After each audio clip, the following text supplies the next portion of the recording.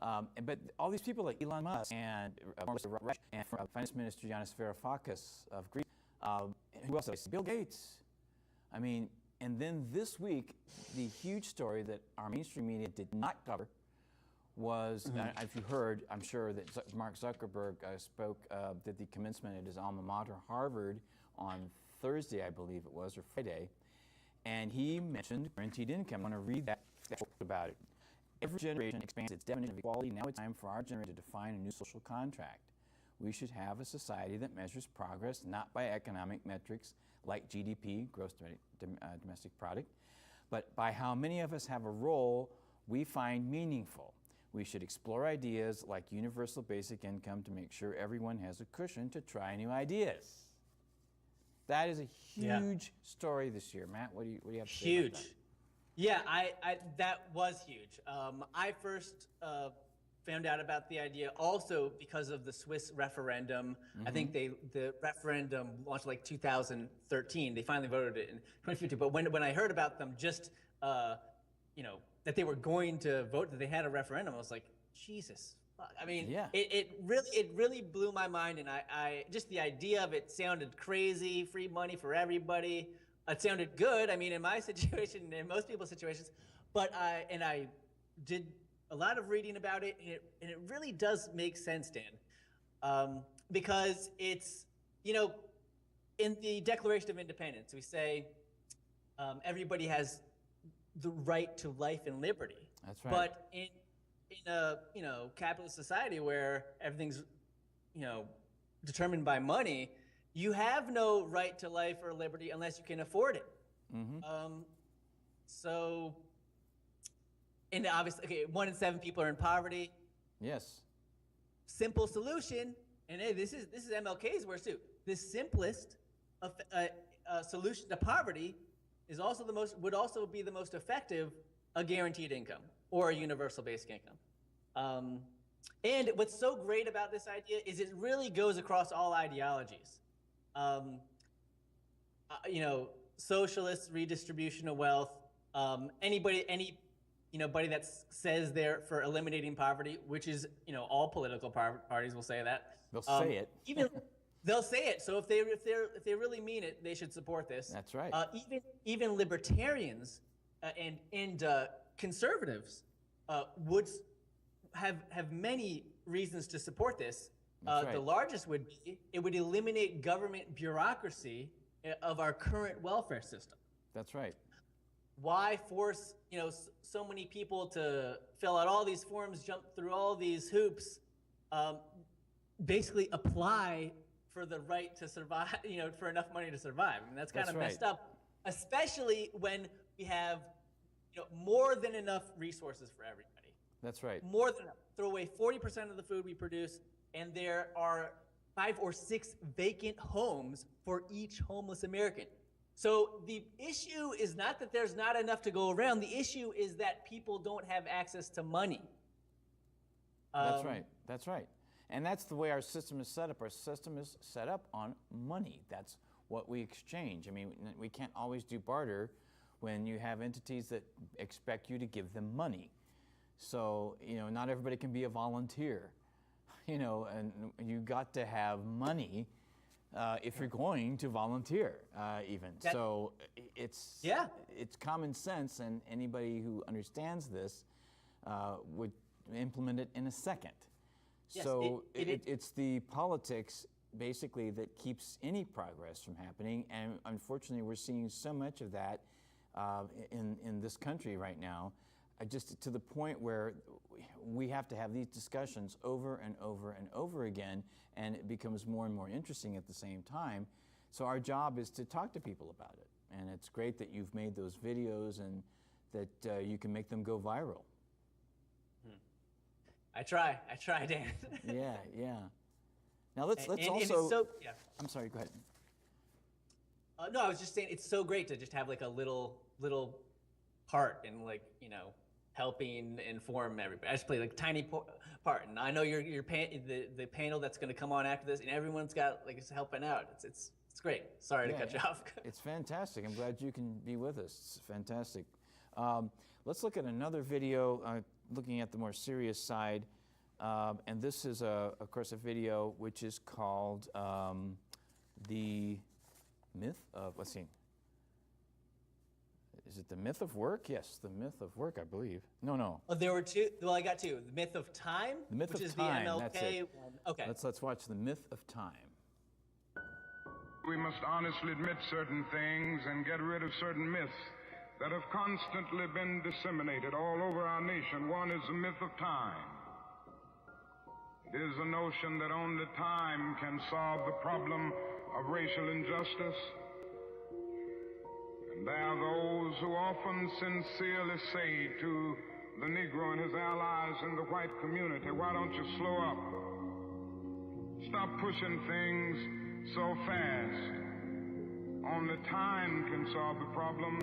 And if you will just be nice and patient and continue to pray, in 100 or 200 years, the problem will work itself out. That is an answer to that myth. It is that time is neutral. It can be used either constructively or destructively. I'm sorry to say this morning that I'm absolutely the our nation, the people wronged. I'm more effective. It's not the bad people. Indifference. When they must have been work of every God. That's why something I with rhyme is always right. Right, that's great stuff. So glad you make videos. Yeah. We get away. I want to next. What is fucking videos? Where those get expect to see. Yes, I have. We can never have universal health care. Yeah. We will never have that. That's insane. And the amazing thing is that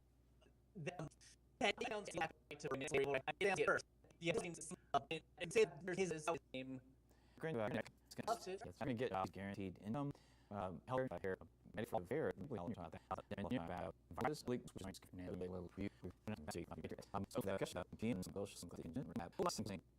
what do you think?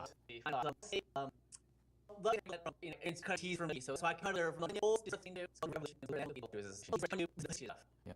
and turns to the dream people may need great now and you become a female, also comedians Jim Earl, Placone, and Billionaires, myself, we're going to have fun and get serious at the same time. So we're going to have video more with Billionaires, which we always do. The bottom line is about political economics. Absolutely right. And if I use that, if you this will change your life, would that be to deny step up with informing?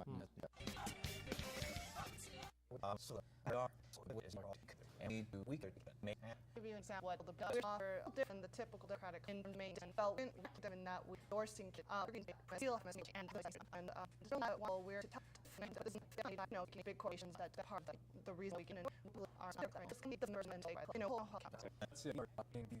I felt like okay, space I didn't said well, yes, you have it be you a caucus and it's no nothing wrong that's you having on the bar and same way as a bar but it's fast and I think also to less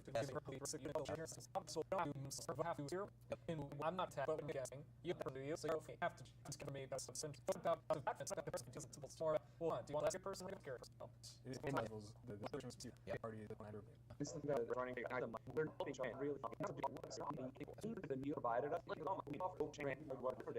and a claim service doesn't have to just right we need a mix we hold we like stack on the table and doing that list down of them and being dial the right spot on no I should get and I'm not sure but we'll see from happening and he's going to have support needs him so when our work to and them excited and also a lot of grassroots have seen the through club and club this stuff and I do started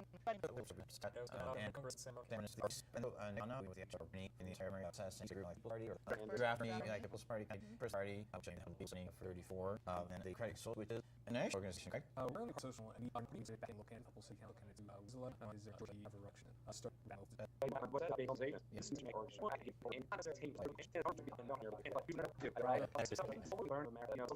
a natural is doing all work there are 24 He wants to do everyone the guy or how. Take it from the test or he does my was he, Michael in 70 California, he actually won there as at the time. He told me that the Democratic Socialists for 3 some elections. So have a race. See, they got % of the votes. They're all and a business show. That's with that, which is from the two model. So we're going to those is very we have such gable and such dynamics, and that's why we aren't in our system. Seems to be and we subject matter should be around with something going on. Thank you for joining us. What time? I said, and then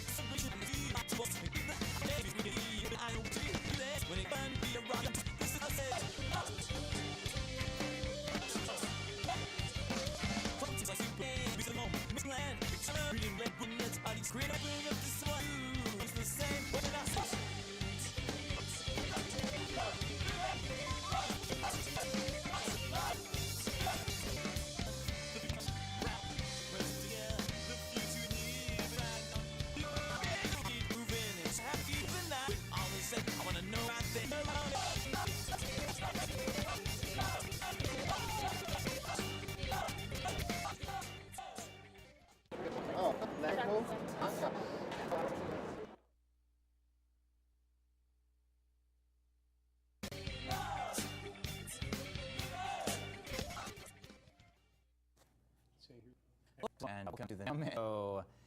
And Tasner is the president of the California chapter of American Democratic Action. He's a composer of film, theater, and chamber work. For the last 17 years, he's producing the songs for the theater group Billionaires radio show and podcast Indie Bohemians. Matt Orfalea is a viral video maker and videos and creating his grandmother on this.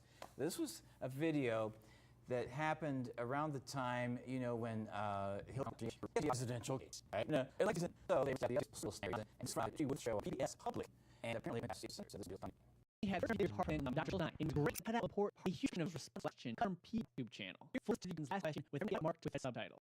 Make Clinton and Donald be presidents country, so are you to save your job because you know our proponents are steroid and observing as well as considering the internationals and our public protection. So you know on saving our lives, you know not reviving the planet. Hillary proponents are sure.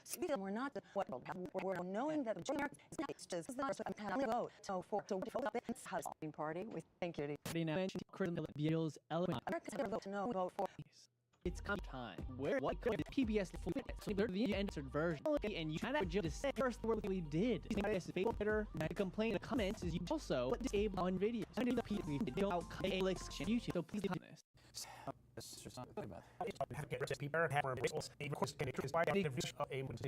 You think this is not subsurface platform running from I sure was waiting so have I been in office at Mitchell Steiner Bobby party and towers Serves like bigger problems staples we are already either the Democratic Socialists of has hopefully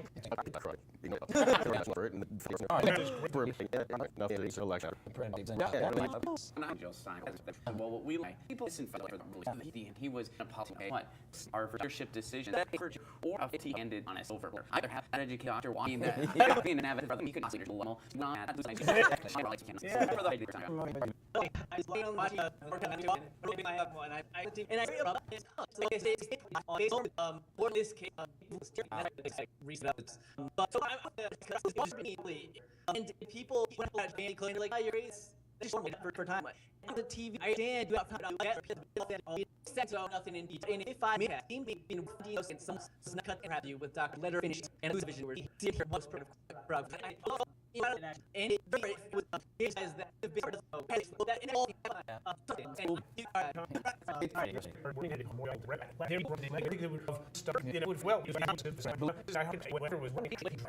incorporates a platform. He could write focus of you know he's direct. He could. So we did, and he made the voting machines, the management, Florida. Democrats want to win a large bet. It's really and we've got on here the Democratic Party. Actually, think important most people recently for credentials. Now, exactly. And and co-chair back in February, and we isn't miss the end of them. What you see these roles choice in a way trying relation most in these and they're a green party just they're easy. California and what people who Democrats can have some more people. I mean, people don't do it. They just go back to the country. We're on country. It is a waste of time. It is about in the street. The reality warrant, we've been about obviously many 1,000 recent wow. We're in California part workers at 5 of the we already done just going to be naming a green man all there for year. We select anything grassroots with operate more than anything for sense. Those are the community and research. So, I think that we really should stand to the no, well, I think it's compete for other Democratic and then think it's just adequate. Was it there and like case them? Democrats can't start murder. Was that Clinton was I don't know false mandate bill in primary was not informed against Steve on the paid for chief attempted yeah that she went in Georgia instead what she said it's never we are clearly depression we've never to get to it in we have to there's in the air that it's unpalatable for the we don't have I think look to California and we are running for this is and progressives aren't coming. I'd love to see there be a Christian party, I'd see a right-wing fascist party. I'd like to see a lot of third parties, but I'd like them to split off on the right, and I'd like us to take back the left and make it Matt, you're in Washington, D.C. Can a third party run in Washington, D.C., or is that a closed electoral process? Honestly, I don't know. I don't know. I would imagine that the same, DC doesn't really have real representation here, so. So you vote, though. I mean, you voted for president, right? No, yes, but I'm saying, like, they can't vote for Congresswoman, like, they doesn't actually have a real vote. They can participate in, like, the discussion, but no real vote. Oh, I see. Is that kind of fucked up? They don't vote for a senator. There's no senator. Yeah, but as far as, I mean, I could say, I think there is a very real the only way Green Party, what I wanted to say was, you were saying how Democrats hate the Green Party, and I think that is only, at least the reason the base hates the Green Party is because they don't really know what the Green Party is. All they know about the Green Party is that it's a spoiler party. That's all they know. And the way to fix that, obviously, is we've got to get the Green Party and other third parties in the debates. That's right. Well, people hate the Green Party and Ralph Nader because of the cliche that they're spoilers. Yes. And they're the reason why we whoever we are lost. If we just had a freaking instant runoff, preferred voting type of elections throughout the country, then that problem would be solved. We wouldn't have a scapegoat of the spoiler anymore. Or real progressives running for the Democratic domination. Yeah, and it's no surprise that our voter turnout is so low when you've got these false choices. Like, you can't opt out of the system. You can't even exercise your civic duty and vote for a third-party candidate without being yelled at by every late-night news show host on television. Then it's not a choice. If you can't opt out, you don't have a choice. So, I think it's important to try and take over the Democrats. I think, we've been talking about having to throw things against the wall, but I also think it's important to look at things you can do in between elections. Because I think there's this huge problem of voting in either you spend the next 2 years or 4 years, depending on the election, going, well, my guy won, so I'm just gonna turn my head, and every bad thing they do with a mandate you gave them. Or you go, well, I didn't vote for that person, and as it absolves you from everything bad thing they did, but they still have a mandate because it was in your system representing you that they got elected, even if you didn't vote. We've got to hold these people accountable, and Republicans and Democrats, even the diehards, have to start criticizing their own party. You have to start caring what your representatives are doing in your name. Well, that's why I favor an above all approach too, because you have to also think short game, long game. I think Justice Democrats, brand new Congress, the people that are trying to primary out the corporate Democrats, I think that's a good idea, and I think it's possible. 80% of people that identify as Democrats favor Bernie Sanders' platform. They're there, and this establishment, yeah, they got the money, but in many ways they are shrinking and they are sabotaging themselves. However, in the long game, in the long scheme of things, our two-party system is pretty much, we have a major political party in this country that literally does not have a platform. You can't get away with that in other countries. Why? Because there's more than two parties Right, they have that have a parliamentary chance of winning. system. So yeah, I favor like expanding. I think eventually we're going to. I favor different voting methods and alternative forms of voting. But I understand like that's the long game. So you know, I favor above all like an all the above approach, and you know, pick your passion, because we kind of need it all. I think Kelsey hit on something that I think is really important, which is the emphasis is on the horse race. So everybody's paying attention to the sporting event that's the election. The real work has to start the day after the election.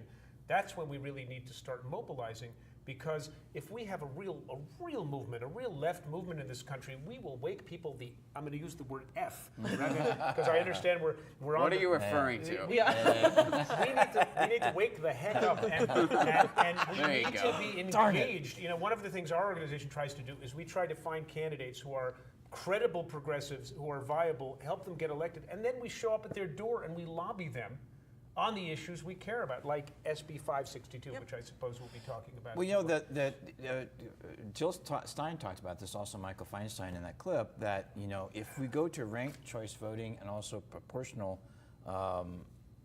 seat representation voting, and by that he even said, it's all set up, we can do that right now. If we use ranked choice voting in the presidential and in the governorship races, and if we use proportional seat representation in state and federal legislations, we wouldn't be having these problems now. And also having a parliamentary system would help too. Yeah, I would get rid of the Senate right now. The Senate is serving no purpose. I would replace it with a parliament. Of course, nobody's putting me in charge, but I would have a parliament where people could vote for the party they support, and then there'd have to be all this coalition work. That's exactly right. Well, we're going to get into that in your future segment. Coalition building is definitely what has to be happening. You'll want to tune in when that broadcasts. I'm not sure when that. Now, this is a topic that next is a video again from Matt, which is called Big Idea. And what is that big idea? Well, find out right now. If we are to bring America to the point that we have one nation, indivisible, with liberty and justice for all, there are certain things that we must do. Today, I'd like to share a big idea with you. The idea of some of history's greatest thinkers. A guaranteed minimum income for all people and for all families of our country. Free money for everyone. True individual freedom cannot exist without economic security. An income fully adequate to a decent life. Basic income guarantee. Give everybody X amount of dollars a year to live. And I was like, get out of here. But then I started looking into it. We can end poverty in the United States. Our nation has the resources to do it. Think outside of the box. It's an idea that unites politicians from the left to the right. A basic federal minimum would be provided. It's an almost forgotten episode in the history of the United States. Although it's not politically feasible now, the force of history is on its side. It's going to become political. We are living through a time and age in which our societies and economies are changing faster than ever. This hollowing out of the middle class, the pressures that we see on the average American family. Frankly, part of it's had to do with automation. Jobs are being displaced. Even though we're making the same amount of stuff, we're employing fewer people. And we ain't seen nothing yet. We need a minimum basic income. I don't think we're going to have a choice. Everyone can enjoy a life of luxurious leisure if the machine-produced wealth is shared. Or we're going to move towards a matrix-like dystopia where humans will all become servants to the owners of the machines. Insecurities and inequalities are multiplying. It seems to me the civil rights movement must now begin to organize for the guaranteed income. The end of slavery, equal rights for men and women, utopias have a tendency of coming true. Hi, I'm Matt Orfalea, and I've been writing articles and making videos about the big idea of a basic income guarantee for the past few years now. please help me continue to share the history and importance of this big idea with a new series of videos. As always, thanks for watching.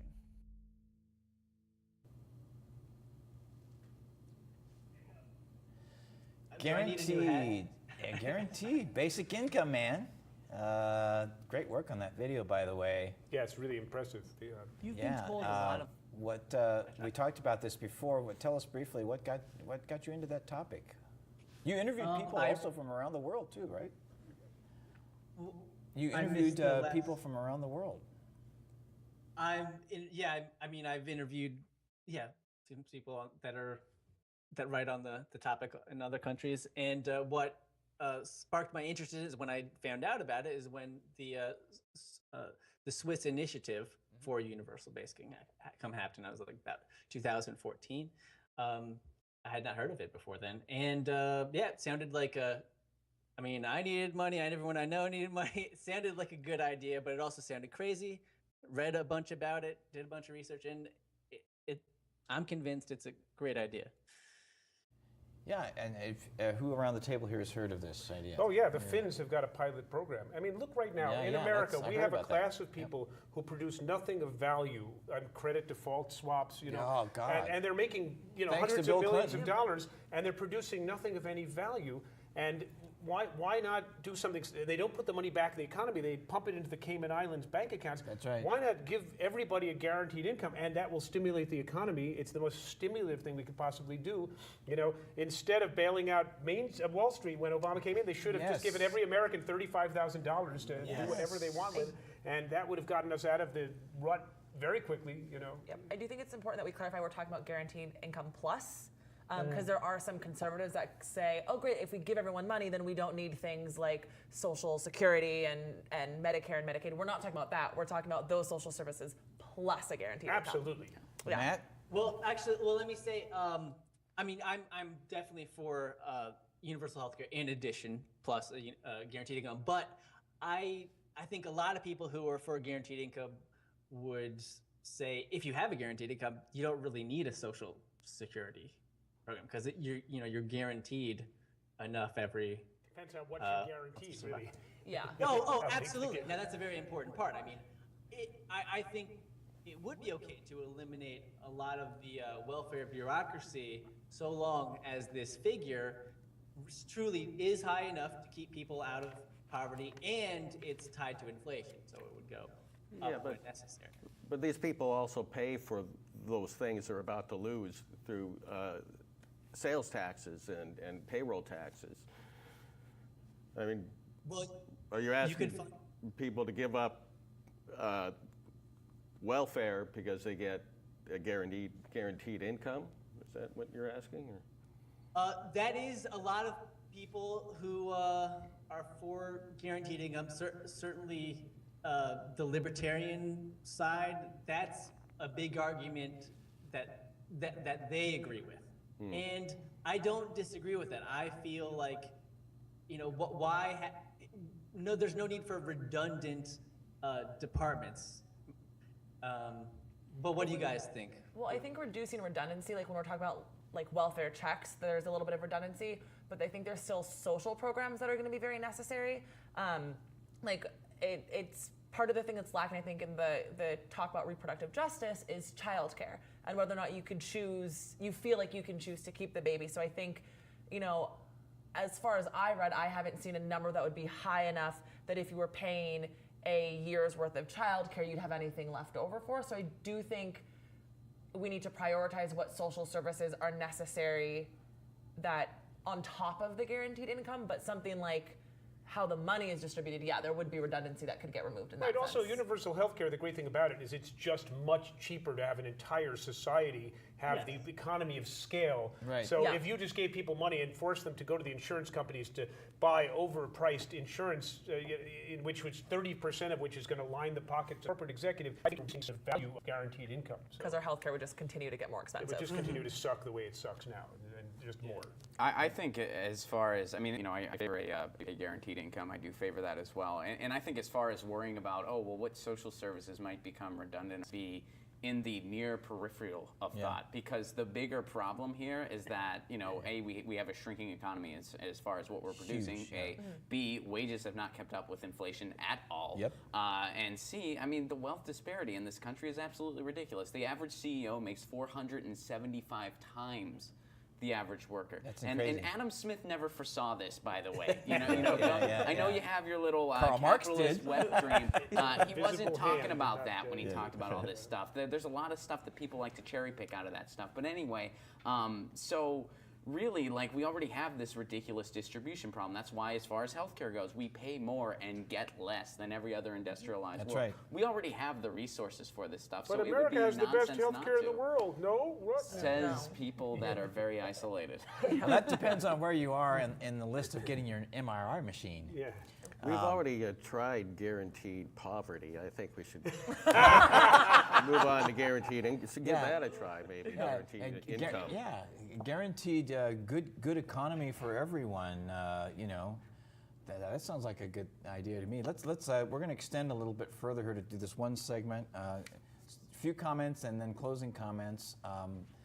This is another video from Matt considering work. I mean, what is work? Work myths. Matt Orfalea. You've been told a lot of lies about work and jobs. For example, lie number 1, you are lucky to have a job. We hear it all the time. There's nothing lucky about spending most of your waking hours doing whatever someone else tells you to. You might be lucky if you really enjoy doing what you're doing. That is rare. But for having a job you hate, like the majority of the population, that's the opposite of lucky. Common and unfortunate. Lie number 2, you get paid what you're worth. Human potential is limitless, but time is limited. That makes everybody's time a precious resource. Sadly, the pervasive culture doesn't value human potential, other than potential to make money. You don't get paid what you're worth. You get paid what you're worth to your employer, which is often just enough to keep you desperate enough to continue working for their benefit. Lie number 3, you need a job to be productive. Are managers managing managers to manage managers who don't really need any management really being productive? What the hell is wrong with you people? All employment implies is that you're getting a paycheck. Employment does not equal productivity. In fact, those with the highest paying jobs are often among the most counterproductive. Take, for example, the rich investment bankers who destroyed the economy, or the rich oil companies responsible for destroying our ecosystems. It's actually surprisingly common for unemployed to be more productive than your typical paid employee. A stay-at-home mother, for example, works almost 100 hours a week. It is among the most demanding, important work there is. The future of society literally depends on their work raising the next generations, but it pays nothing. What the hell is going on around here? There's no connection between work and productivity. No connection between monetary value and real world value.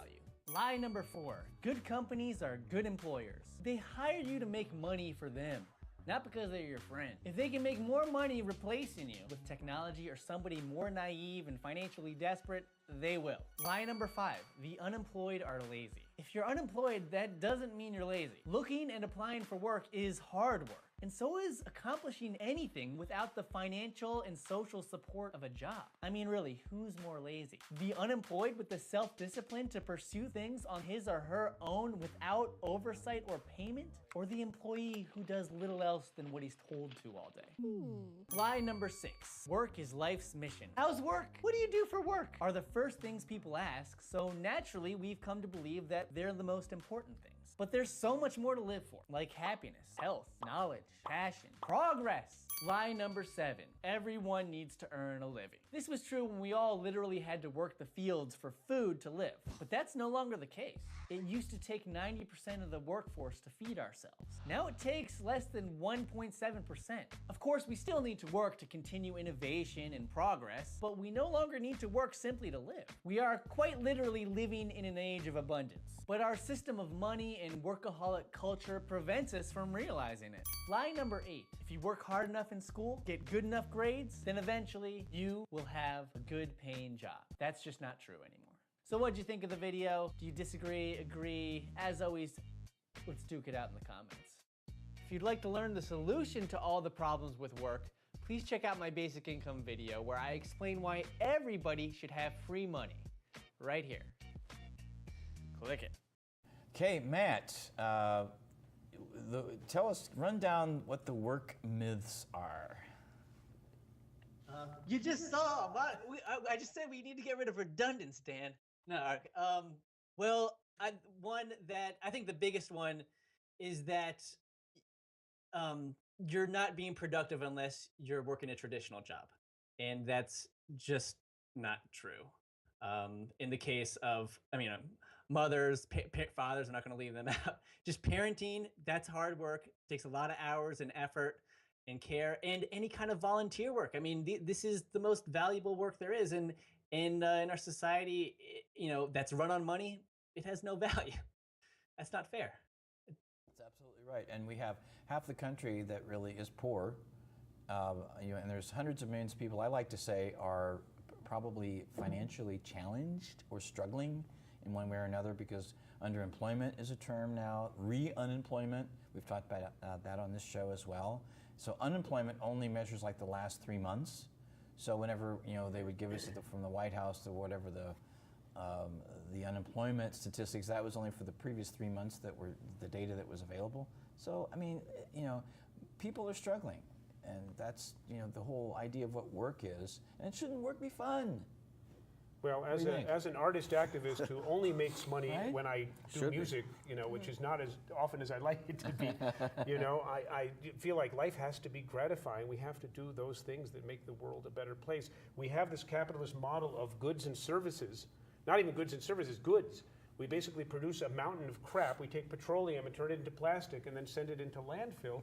And I think we need to start creating a society where there's value of services. Absolutely. Where people who teach, we pay the least to the people who take care of our most vulnerable people, the people who do childcare, the people who take care of our dying and sick are the people we pay the least. We really need to choose that equation. Once again, the guy who created the credit default swap, I think, should be like, cleaning toxic waste off a, nuclear plant or something. Yeah, exactly. Just Rex Tillerson. There you go.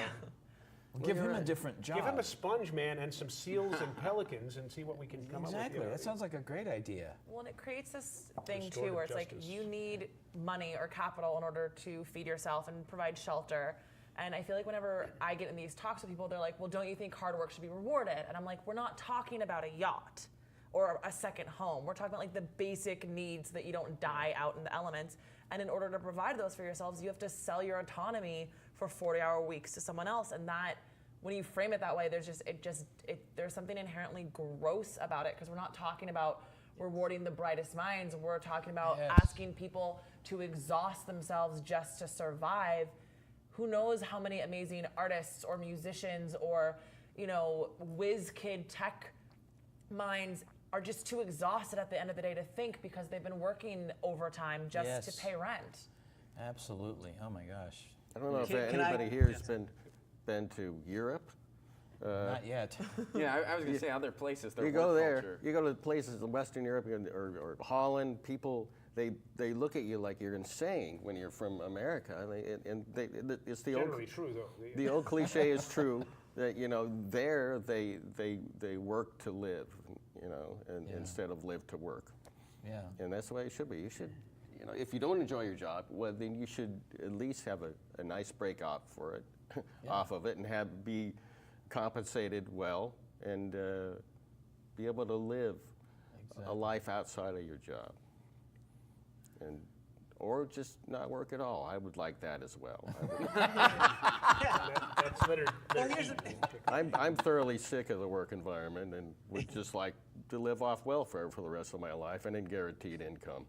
Yeah, sounds good. See, there's another vote, Matt. You can work hard. You got all to make votes that here at happen. the table. Right. You can be working to make that I happen. have worked hard. I've worked hard all my life to be unemployed. That's kind of like my reputation. I love that. That should be a good tagline for a business. I worked hard for all my life. Get welfare. No, our work culture is backward in so many ways. I mean, in the way of, we don't reward those. I mean, I saw this meme on Facebook once, and it was an $15 minimum wage meme, and I know I'm kind of blurring topics here, but I feel like they're connected. And it was like, do you really think that a person flipping a burger should get paid the same as an EMT? And I'm like, I think the thesis of your meme should be that EMTs are grossly underpaid. Because that is true. The thing is, anyone that works an honest job for 40 hours a week should make enough money to live, no matter what it is. But EMTs should be paid about twice as much as they're paid on average, and teachers should be getting paid more, and the bus drivers that get the kids safe to school should be getting paid more, and elder care workers. No kidding. I mean, the list goes on and on. Even rabid anti-Semite Henry Ford understood that his workers should make enough money to be able to buy the cars they were producing. That's right. You know, we should be able to afford. People should be working. Look. What was it? 70% of the money that's in the economy that's been sort of filtering upward. The economy's been great, and almost all of it is going up to the 1%. None of it is making its way to working people. Well, that's when because we're working harder, we're more productive. We should. If the argument is if you're more productive, you should be paid more. Well, we've been more productive. Our society is producing lots more people working longer hours for less money. We never got that benefit, and then they're automating all these jobs.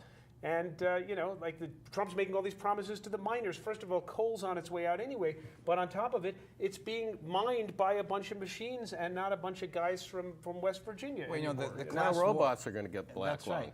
Well, and we haven't even reached the ultimate of the automation in this country yet. We're actually behind on that. So we're going to lose 4 million more jobs, by the way. Yeah, well, the trucking industry is, I believe, the largest industry in our country. I mean, that is their largest single workforce is going to be unemployed at basically the same time. That's right. What do we do with them? They don't deserve to live now because robots do their jobs? That's ridiculous logic, and we're not prepared for that at all. Well, we need to wrap this up now because the live show's going on for another 25 minutes or so.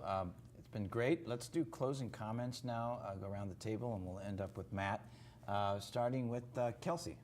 Oh, great. No pressure, but you're setting the template now. Setting the template. Rise up, seize the means of production, own the robots. No, just get active and don't tune out in between elections because you're responsible for what your elected officials do, even if you didn't elect them, and join an organization that connects with you. DSA, and I'm sure ADA as well, would love to have you. Check out our website. Stay mad, stay active, be effective. Right. Yeah, absolutely. I above all approach, I'm all about it. Want to see true progressive change in this country. I'm on Twitter at Ron Placone. And to be a little lighter here, any NHL fans, let's go Pens. Me? Yes. Hey, I'm on Twitter, but I don't remember my handle. Well, actually, it's in the link on YouTube. You'll be able to see it. Yeah. Okay. Well, that's great. What I don't have any grand summation other than, when you're feeding squirrels, do not shell the nuts. Yeah, they don't like that. No. It takes their gratification of working away from them. Also, they can't. You don't want them to store a shelled nut because it'll go bad during winter. Yeah. So keep it in the walnut shell. That's presuming it's a walnut, of right. course. So that's going a long distance. And also death to the fascist insect that feeds upon the life of the people. Yep. Hear, hear. I may quote the SLA. Okay, well, Americans for Democratic Action meets the first Tuesday evening of every month at the Peace Center in Culver City. Our website is adasocal.org. You can sign up and you'll find out what we're doing. Become part of the work we're doing. This is a friendly place where Bernie people, left people, people who want to work to elect progressives and then push them to do progressive things can come and be part of the work that we're doing. The work is exciting. I mean, honestly, I'd actually rather stay home and write music all the time, but I live in a world that's broken, and that's why I'm an activist, because we have to do what we can do, otherwise we're causing the problem. I fear fascism, as a leftist, long-haired Jewish man. I really know that there's a big target on my back, so part of my activism is just a survival thing, that if we can keep fascism from happening, I get to keep living, and everyone else does too. So let's all do some work together. Let's do some joyful political activism together and make some real substantive change. That's that fantastic. Hair's real? I thought it was a prop. Matt.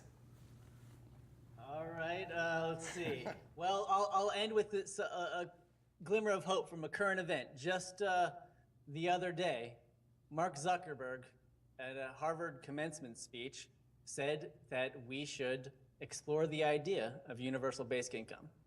Huge. And he made the same arguments Kelsey was making earlier. You know, his logic is, you know, people should have the freedom to have purpose and pursue new ideas. He acknowledged that, you know, the most successful of us, like him, even he himself, like the 6th richest person in America, if not the world, he could not have done what he did if he didn't know he had a cushion to fall back on if Facebook was not successful. Universal basic income can provide that cushion, and let's all keep up the good work spreading all these possible solutions. Thanks for all the work you guys do. All right, thanks for having me, Dan. That's great, and thank you all for being on the show. And coming soon will be Arete Media Productions, which we will talk to you more about on this show, and worker cooperatives as another solution for a new economy going forward, where the owners create their business together, make all the decisions democratically. So we'll be going into that more. And until next time, I also want to do a shout out to our great crew here. This is Nice Wonder. You're watching the NOWMAN Show. Be present now.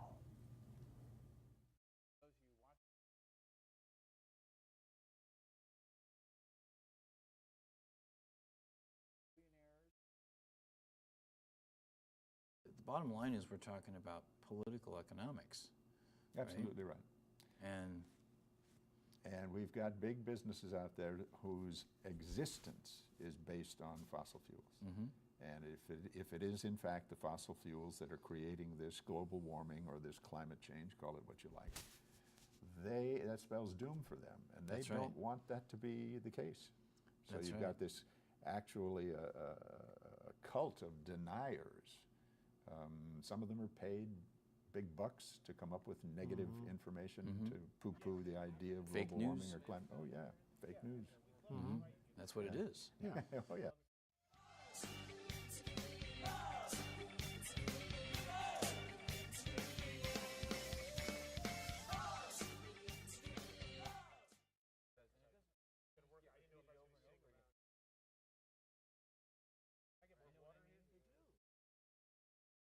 Hi, this is Nice Wonder of the NOWMAN Show, and I'm here with a journalist, Robert Scheer, who is also the editor-in-chief of the online magazine Truth Dig, as well as the host of the weekly podcast on KCRW-FM, which is called the Scheer Intelligence.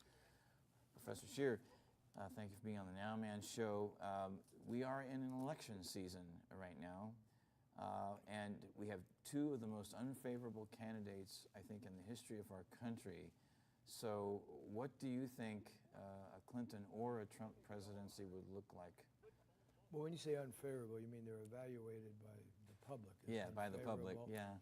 And a lot of people would be unfavorable to Trump. He's never passionate, his scapegoat is the horrible lane from Wall Street and under Charles was certainly a key member, but blaming it on people coming over here to try to make a living to feed their families and so forth. So that's very dangerous, demagogue. I don't want to minimize it.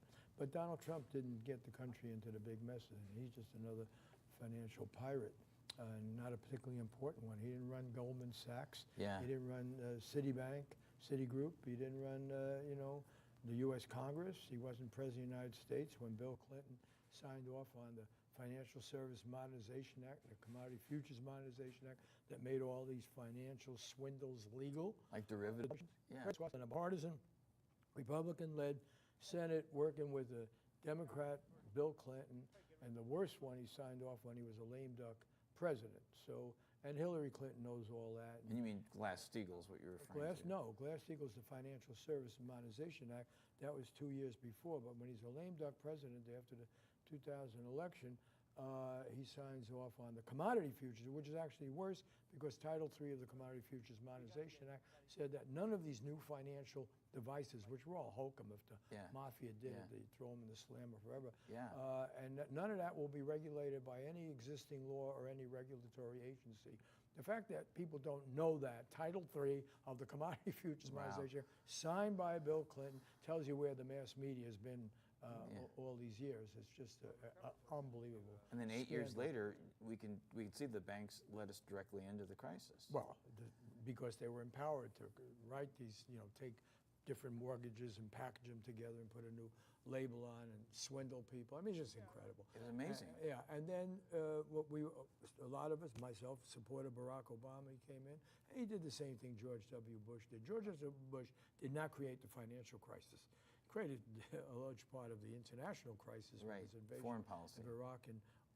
But in terms of Wall Street, and in my book, The Great American Stick-Up, I document this quite nicely, and there's a scene that from Paulson, his Treasury Secretary, who had been head of Goldman Sachs, comes into the office, and Bush asked Paulson, he said, how did this happen? Yeah. And Paulson, the great Wall Street veteran, looks at the president and he says to himself, this is in his own book, he says it's a tough question to be asked because we did it, meaning Wall Street in cooperation with the federal government.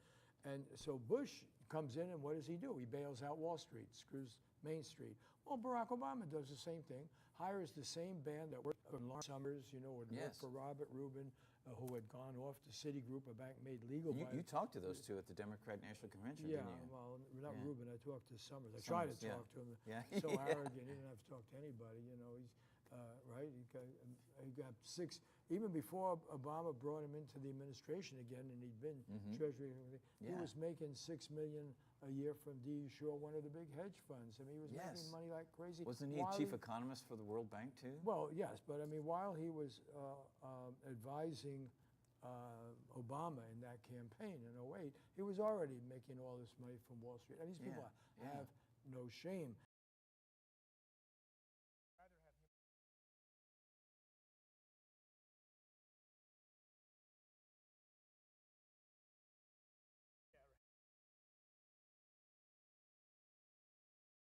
Hello, this is Nice Wonder of the NOWMAN Show, and I am here at Politicon.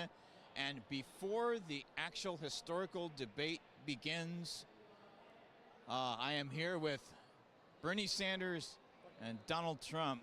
Gentlemen, thank you so much for being on the NOWMAN Show. Thank you. It's an honor to finally be on television, even if it is a local program. This is actually the most media I've gotten this month. I appreciate more free airtime. I have $2.5 billion in free air coverage, and I appreciate even $1 more. Oh, I totally understand that. Let's talk about issues, though. I mean, you both have been running an issues-based campaign, and of course, those issues range from the fact that I think that young people need to have a ride. Somebody needs to pick them up and take them where they're going, all the way to I think that seniors, need to, maybe have the votes count half as much as younger people. I have been running a tissues-based campaign because I've been masturbating every night in every hotel room I go to. Well, let's talk about income inequality. What do you have to say about that? Bernie, you have a lot to say about that, right? Yes, I do. I think income when the top 1% of the top 10% of the top 1% of the top 10% of the top 1% of the top 10% controls a smaller percentage of the wealth than all will combine, I don't think that's fair. I think we need to change those percentages to simple fractions. And if I were president, I would do that. Excuse me. There's no economic inequality. I've got a lot of money and I'm very comfortable. And I think people who are poor, they can work for me. And if they don't work for me, then we'll ship them out of the country. But the point is, we're going to have jobs. We're going to have so many jobs. Jobs is in the Bible. There's the book of Job. It's right there. It's all you need to know. Are you going to pay for those jobs, Donald? I don't need to pay for those jobs. The federal government pays for them. We'll print more money if we need to. I have incredible loans. I have incredible grift that I am doing right now. And we're going to make sure to pay ourselves so much. I'm going to make so much money off of this. It doesn't matter if I win. It doesn't matter if I win. I have not made any money off this. I've gotten a number of donations of Subway cards, loyalty programs at Starbucks cards, little gift cards here and there. I'm not making any money off of this at all. In fact, I am looking for a ride to Santa Monica after we're done here, if you know anybody who's going. I won't give it to him. He's afraid to fly in a helicopter. I told Bernie, I'll take you in the helicopter. I'll fly right over to Santa Monica. I'm not flying with this jackass. I'm not flying. I fly the helicopter myself, and Melania's right there, but she's on the outside. She hangs from one of the landing poles, and if she falls, she falls. That's the way it works, and that's in our prenuptial. The only vehicles I travel in are Volvo cars, and only Volvo cars that run on biodiesel. So I'm very picky about how I get somewhere. So you do agree, though, on the TPP, but not on climate change. Talk about that. Well, I am one of the few people that's read the Trans-Pacific Partnership and survived the reading process. It is 200...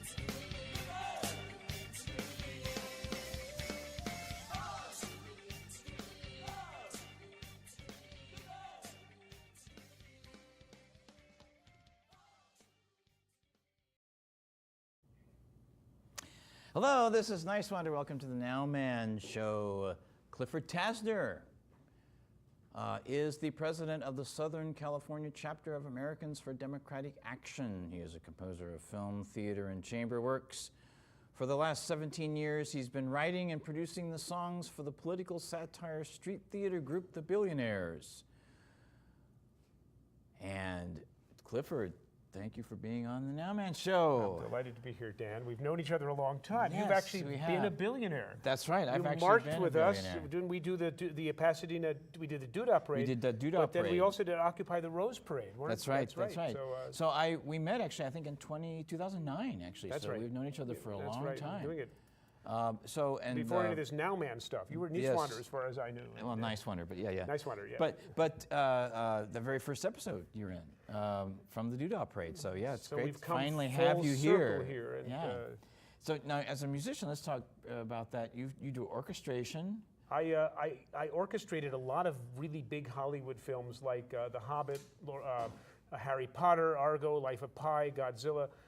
And I composed smaller films. I had a film that I scored about the death of Michael Brown that was in Sundance last year. Wow. So I'm a film composer. I'm also the kind of big lefty artist composer who will score somebody's documentary about something that is important politically that people need to know about and do it at the special, I waive my creative fee activist rate so you can do your film. So I've done that. Like there was a healthcare movie called Now is the Time, and I did it at the special artist activist, I want to support your thing rate. So So I do that, and trying to be an artist activist is very important. But I've been doing the Billionaires for 17 years, using humor to try to get people and satire to get people thinking about the big issues. The fact that we've got a cohort of very, very rich people who are making all the decisions about our society. The billionaires are a bunch of men in top hats and women in evening gowns pretending to be the corporations that own our society and buy a lot of people in both political parties. So. And you've done a great job. I mean, drawing attention to that. Like the first time I saw you, you were chanting like, "Who got the bailout? We got the bailout. Thanks for the bailout." That's right. Yeah, and that was it makes a huge people impression. loved it. People loved it because people need to feel empowered. It's a kind of sympathetic magic. Like in the old days, you know, when our ancestors were, you know, during the Ice Age, they had to do the bear hunt because if you didn't hunt the bear, you'd starve. So they'd get ready to do the bear hunt. They'd be getting ready to hunt this huge, powerful creature. So they'd do the bear dance and they'd put on the bear suit, you know, the bear fur from the pelt from the previous year, and they danced the dance to the bear goddess to ask the bear goddess to fill their limbs with bear energy and get power. And the thing is, a lot of our, you know, we as a leftist movement are often like, well, this is what's bad, this is what's wrong. It's really very gratifying to pretend to be the forces that are enslaving us, the forces that are oppressing us.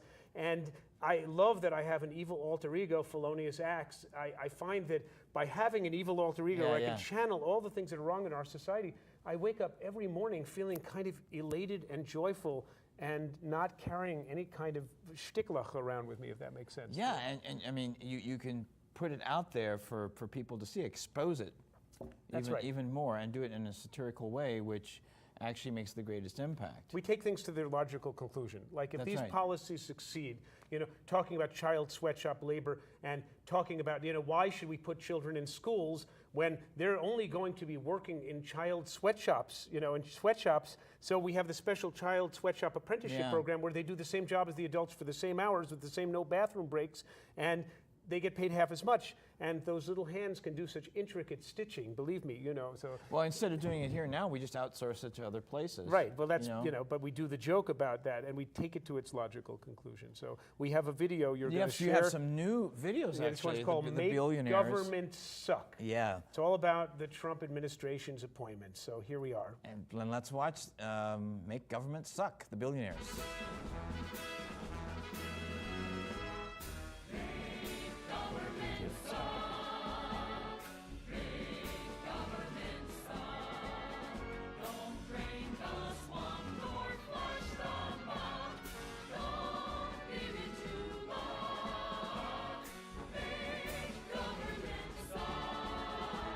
The guy from Goldman Sachs who, when the housing bubble broke, made a fortune by foreclosing homes of ordinary folk. Let him run the treasury, let all his days be spent crafting monetary policy just for the 1%. Put the guy who's got a plan for privatizing Medicare up at Health and Human Services to give old folks a... So, what is your take on all of these appointments? Well, it's sort of interesting. The Republicans always talk about, government is the problem, and then when they do come into power, they make sure to appoint people whose entire mission is to destroy whatever department they're, remember James Watt when Reagan was president? James Watt was the Secretary of the Interior who was like, let's sell off all the national parks and let's get rid of the Endangered Species Act. Yeah. So, the thing is, it becomes a self-fulfilling prophecy, so they can then, the average person be like, wow, government really sucks. Yeah, it really that's sucks right. because you don't have people who really. Government is us. Government could be us. That's right. We could have a great responsive government. Honestly, I would rather have an activist, progressive government that answers to me in the ballot box than privatizing everything so corporations run it. The whole purpose of government sucking is so we can then privatize it. If people complain, well, the schools aren't working well, let's have these corporate charter schools come in.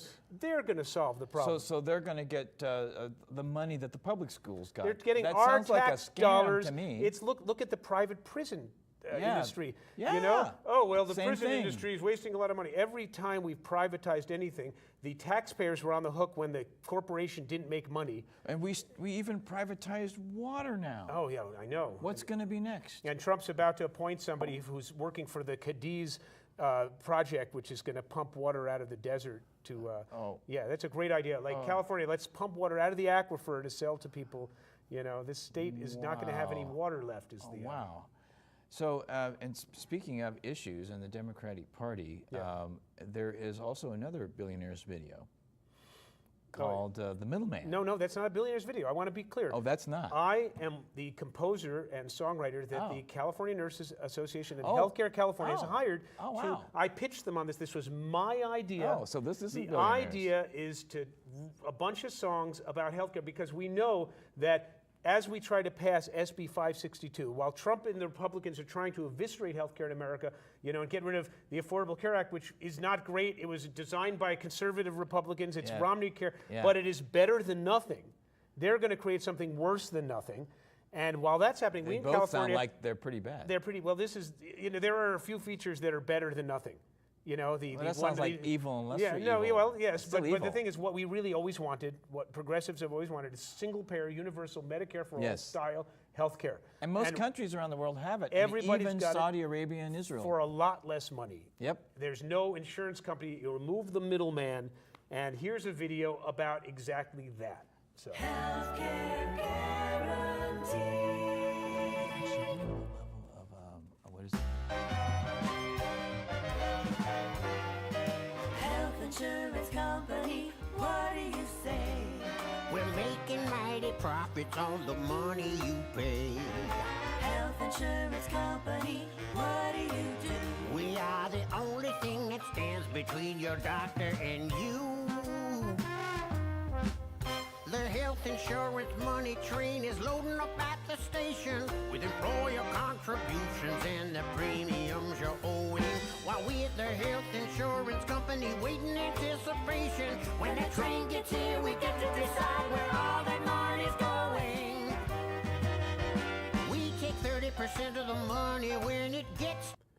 that's a sneak peek. No one's seen that so far. Wow, wow. And you know, look, Prop 61 was going to lower drug costs, and the pharmaceutical companies spent $130 million to deceive and delude Californians into thinking that something good for us and bad for them would be bad for us, and you know, et cetera. And so we know that as we try to pass SB 562, single-payer health care in California, which will save a ton of money, it'll be a lot cheaper.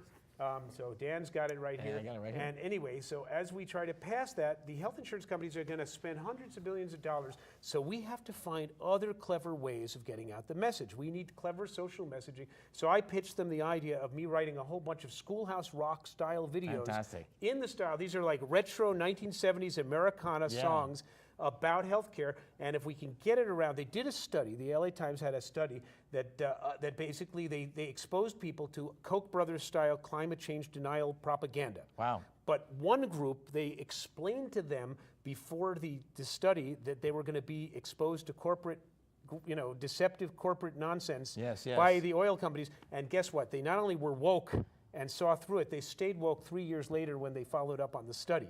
Wow. So the point is, if we can educate people, every one of these videos I'm making has the message, big corporations are going to try to deceive you with a deceptive ad campaign. So if everybody who sees it thinks about that, if we can get it out to every progressive group in the state, we can at least inoculate. We have to inoculate people, you know, since we have Citizens United, since we can't stop corporate America from spending unlimited amounts of money to deceive us, we have to try a different method of inoculating people using media that tells people, by the way, corporations are out to deceive you, and here's an example of how. And then when they see this thing, they'll be like, oh, well, this is some of that same corporate nonsense that I was warned about.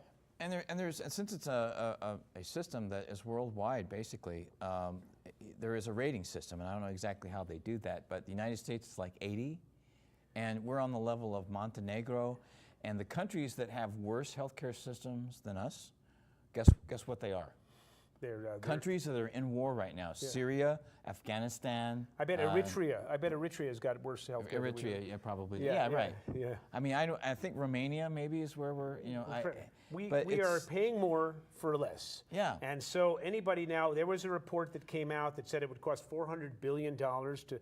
It's not quite exactly what's true. The fact is the state already spends $200 billion, we get $150 billion from the federal government, and we still have a situation where Californians are paying huge amounts of money in co-payments and deductibles. They get these high deductible policies, and there are still 4 million people living in California who do not have health care at all.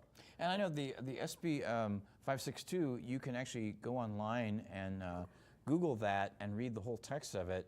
And it's based on essentially, you know, what's available internationally. I mean, that's every other country, the construct every of other it. Western country You can see it's very detailed in how they lay out the relationships. It all would be in California anyhow, be centralized in Sacramento, working with even the private elements. But that would be the central location of where all the administration is And we would have done. economy of scale, and we will cut out, as I said in the video, we will cut out the middleman. That's right. The middleman, there is a sort of remora sucking the blood of the lifeblood of Californians. That is the insurance companies. They produce nothing of value. All they do is they're basically equivalent of the Soviet era bureaucrat whose job was to keep the grain shipment from getting from Minsk to Pinsk. Yeah, there you go. You know, and created, you know, when there was a famine, that was the guy who was responsible, and he was doing his job. So, you know, they take 30% of the money, as I said in the video, 30% of the money goes to mostly lining the pockets of corporations, insurance companies, rather than insuring people and providing health care. So now you were recently at the California Democratic Convention in Sacramento, and it's my understanding that Nina Turner was there. Oh, she brought down the House. Yeah, besides being president of Americans for Democratic Action, which is not a Democratic, we're not part of the Democratic Party, we're Democratic. Yes, so you're actually president. And I'm secretary of the national chapter, national organization.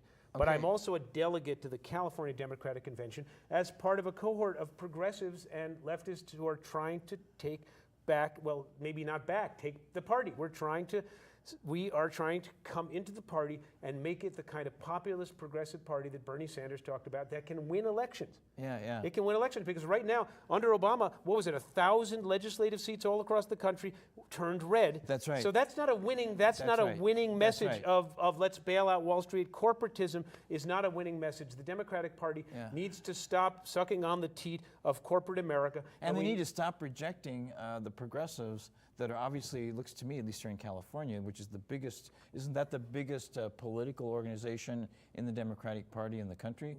And it looks to me like, just from what I saw online, that the majority of the people, delegates that were there, were progressives. The base of the Democratic Party is way to the left of a lot of our elected officials and a lot of our party officers. And certainly the DNC. The DNC is largely not progressive at all.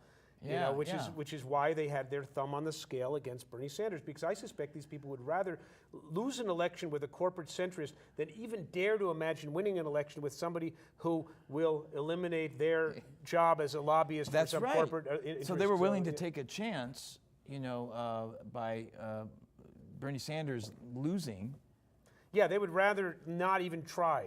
Right. It would be too scary to have somebody prove that your entire political ideology of corporatism is based on nonsense and fails again. It fails again and again. The few times when we've elected somebody to be president, then the Congress, they lost us the Congress. Bill Clinton signed NAFTA, and we lost us the Congress. That's right. I thought Obama was a nice man. He was a smart man. He was the smartest man in the room. He ran a progressive campaign. He'd read George Lakoff. He knew he had a message from a progressive standpoint. And as soon as he got in there, as soon as they brought in Rahm Emanuel and all of Clinton's kleptocrats that ran Wall Street into the ground, as soon as those guys came in, Geithner and Summers, as soon as they came in, I was smacking my forehead and I said, oh, I should have known. I dare to dream, and not, but we had a wasted opportunity in 2008. We had a wasted opportunity this last year. If we tried so hard on the left to provide the Democrats with a candidate who not only would have won the presidency, would have taken back the Senate. Certainly Russ Feingold wouldn't have lost in Wisconsin. That's right.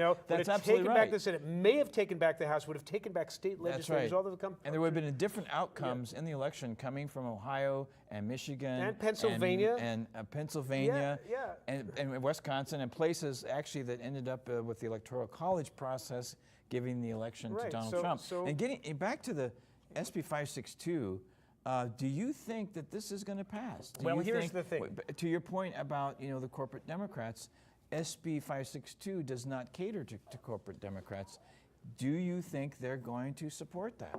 Here's the thing. The corporatists because won't if they support it. fail that, that's disastrous. Up to us. This is up to us. We activists. So here's the thing. People, the centrist, the corporatist Democrats are all like, we have to keep the Affordable Care Act in place. We got to keep it. That's their emphasis. They're not even interested in Plan B. But I got news for you. The thing that came out of the House, the Senate's going to maybe pass that, or they're going to maybe come up with their own thing that is also going to get rid of the Affordable Care Act. Trump signed an executive order that says the IRS can no longer go after people who don't have insurance. Trump is kicking out the struts that are keeping the Affordable Care Act sort of balanced. Tom Price is going to help him do that. And so you're going to see insurance companies raising their rates. They're going to be dropping out of these insurance exchanges. That's just going to happen. So California will have a choice. We have 40 million people. It's the biggest state in the country population-wise. 40 million people. Many of them, a huge number of them, depend on health care that they don't get from their employers. And so California can either just let us have the Ayn Randian dystopia that the Republicans in Congress are brewing for us, or they can raise a whole bunch of taxes to create a California Affordable Care Act, which is all going to go into the pockets of insurance companies as a bribe to have them keep reaming us the way they do. Or California can do what every other democracy does, and that's have universal single-payer health care. And so even if, whatever they say, they're not talking about in the numbers when they say it's going to cost this much, they don't include in that factor what it's going to save. It's going to save, they've estimated it's going to save like $3 trillion over 10 years. And, oh my gosh. And if we Listen do it to here, that, $3 trillion. That's how many zeros? That's a lot of zeros, That's man. a lot of zeros. So if we do that here in California, we'll see Oregon and Washington might join us. New York might join us. That's right. And it'll start spreading. And then Americans will be, and you see, we're trying to give the Democrats a winning thing to run on. Yes. You want to win in 2008? Yes. You want to be, We want to win be the 2020, progressive party. right? This is the cause to run it. You The want to take people back want to Congress? win in This is it. 2020 This is and the way- 2018. This is the thing. If the Democrats started doing this, you'd see everybody coming on board. That's you know, right. That's right. you know, people just, you know, a lot of people voted for Trump just because they knew you know, he was posing as not a corporatist. That's right. I mean, that's you know, right. he is a corporatist. He's right, and that's the mentality we need to change, and we've been trying to do that on this show for a long time. Talk about how we can do that and do that together. And let's wind this down now. Final thoughts, Cliff. God, there's so much to think about. There's so much we'll have to bring you back because there's so much we can talk about. We have a lot of work to do. As I said, the Southern California chapter of Americans for Democratic Action meets the first Tuesday of every month at the Peace Center in Culver City. Great. At 7 p.m. And you can go to adasocal.org is our website. Yes. Sign up on there. You can find out when we're meeting. You can become part of the work we're doing. We are electing progressives who are credible and viable as progressives. And then we're lobbying them to get done the work that needs to be done and push the progressive agenda we need to pass in California. So passing this thing is going to require all of us getting involved. And if we do, it is going to be a huge, huge blow against the corporations that have been running our political system for so long. And eventually we can be the influence that brings Medicare to all for everyone around the country. Yeah, we pass it here, and then 2020, with any hope, maybe Bernie will be running again. Yeah. Whoever else is running, you know, this is going to be the way that we're going to beat the corporatists that are going to be running against him. So thank you, Cliff, very much for being on the Now Man love Show. it. Clifford Tasner, and this is Nice Wander. Thank you for watching on YouTube, and until next time, be present now.